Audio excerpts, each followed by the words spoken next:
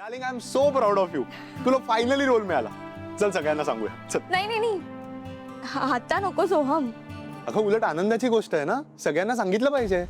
हो पण मला भीती वाटते. अरे म्हणजे असं अचानक सगळं मनासारखं घडायला लागलं ना की कुठेतरी वाटत राहतं की स्वप्न तर नाही आहे ना. अगं डार्लिंग, स्वप्न असलं तरी पूर्ण होण्याच्या मार्गावर आहे ना. मग एन्जॉय नको का करायला? इतक्यात नको सोहम. इतक्यात का नको? आता आपण तुझ्या आईला सांगितलंय ना, मग घरात का नको सांगायला? आणि जर तुझ्या आईला माहिती आहे तर ती सांगेलच ना कोणाला तरी. त्यापेक्षा आपणच सांगूया सगळ्यांना. नंतर ते म्हणायला नको की आधी सांगितलं नाहीत म्हणून. अरे पण तुला खरंच वाटते का की माझी मम्मा कोणाला तरी सांगेल म्हणून? रादर ती हे एक्सेप्ट करेल असं तुला वाटतंय? इतकी वर्ष तिला मी तिचं ऐकायची सवय आहे. तिच्या इशाऱ्यांवर मला पपेट सारखं नाचवायची तिला सवय आहे. ती इतक्या सहजासहजी हार नाही मानणार आहे. ती काही ना काही प्रयत्न करतच राहणार आहे.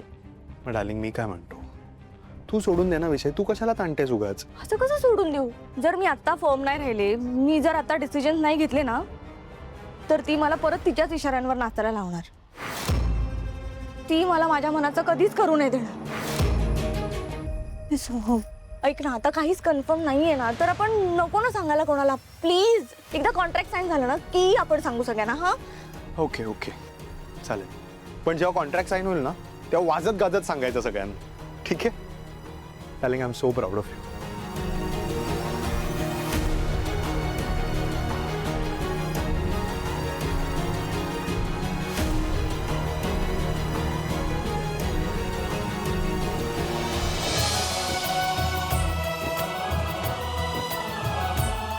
सावली, सारंग,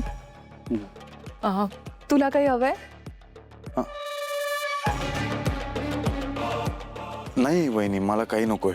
नाही म्हणजे तरीही तुला काही हवं असेल तर सांग ना, मी आणून देते. नाही नाही, खरंच काही नको.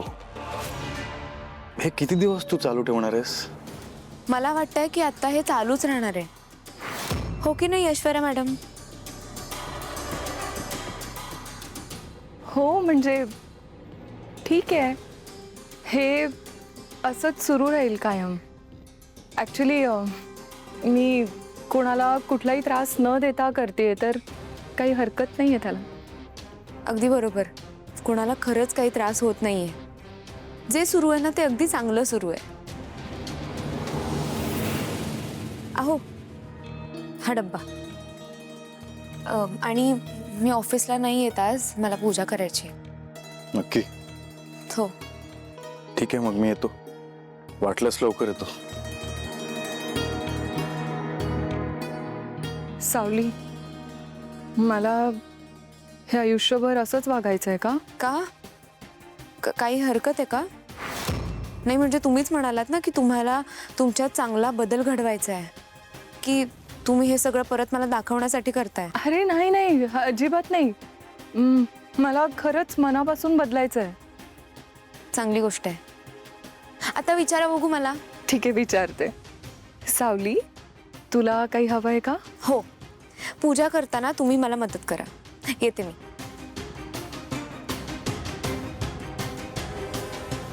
माझ्या चांगुलपणाचा चांगलाच फायदा घेतेस तू, पण काही हरकत नाही, करून घे.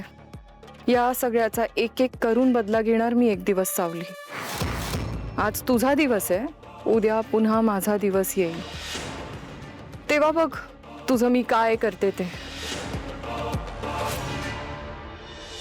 हे बघ शिवानी, मला बबलूने आणि सावलीने सगळं सांगितलं. तुला काय वाटतंय, तुझी मनस्थिती काय आहे, मी समजू शकतो. म्हणजे तुझ्यामुळे आम्हाला त्रास होतोय. तुला दोष नाही देणार मी, कारण अशा परिस्थितीमध्ये असलेल्या कुठल्याही व्यक्तीला असं वाटूच शकतं. पण तू एक गोष्ट विसरतेस. तू आता फक्त या कंपनीची एम्प्लॉई नाही आहेस, तू आमच्या कुटुंबाची सदस्य पण झाली आहेस. तू साक्ष दिलीस म्हणून आज मी जेलमधून बाहेर पडलोय. माहिती आहे ना तुला? हो सर, पण अजूनही स्वराचा खरा खुनी पोलिसांना सापडलेला नाहीये. तो शिवानीचा माणूस असू शकतो.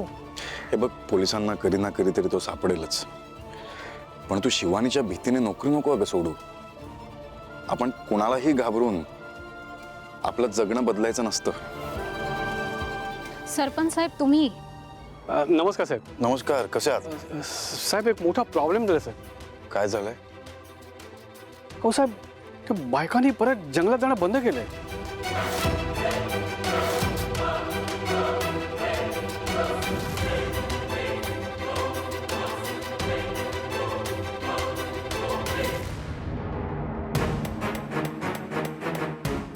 आज खूपच उशीर झाला पूजेला.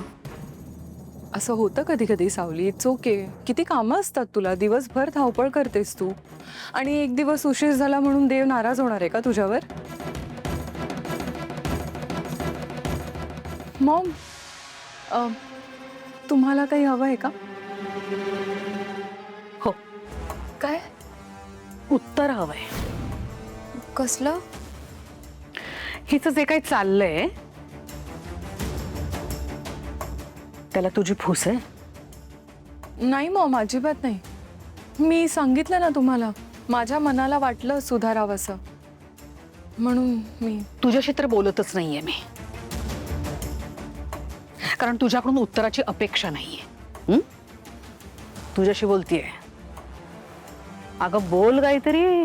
नाही, मी तुझ्याकडे का आले, तुला प्रश्न का विचारते मी, कारण तू माझ्याशी खोटं बोलणार नाहीस एवढी खात्री नक्की आहे, बाकी काही नाही. मी नाही बोलणार तुमच्याशी खोटं. मला ह्यांनीच सांगितलं होतं की त्यांना एक संधी हवी आहे सुधारायची. त्यांनी ज्या काही चुका केल्या आहेत त्या चुकांचा त्यांना पश्चाताप होतोय. शिवाय असं एकटं बसून त्यांच्या मनात नको नको ते विचार यायला लागतात, म्हणून. तुला सगळं कळतं म्हणून तू हिला सल्ले दिलेस. नाही, मी सल्ले नाही दिले. त्यांना स्वतःमध्ये बदल घडवून आणायचा आहे ना, म्हणून त्याने मला सांगितलं की त्यांना काहीतरी काम करत राहायचं आहे. म्हणून मी फक्त इतकंच म्हणाले की तुम्ही घरातल्यांची काळजी घ्या, सगळ्यांची चौकशी करा, कोणाला काय हवं आहे नको आहे हे विचारा, ख्याली खुशाली बघा, बस. छान. एक गोष्ट लक्षात ठेव हा, तुझ्या सांगण्यावरून मी ऑलरेडी एका माणसाला घरात ठेवून घेतलंय.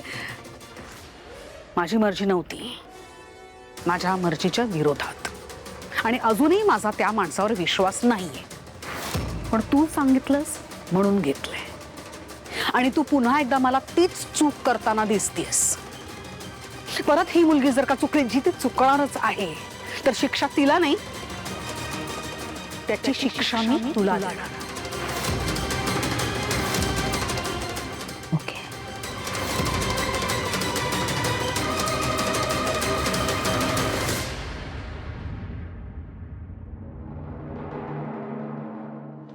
सावली, काळजी करू नकोस, असं काहीही होणार नाही.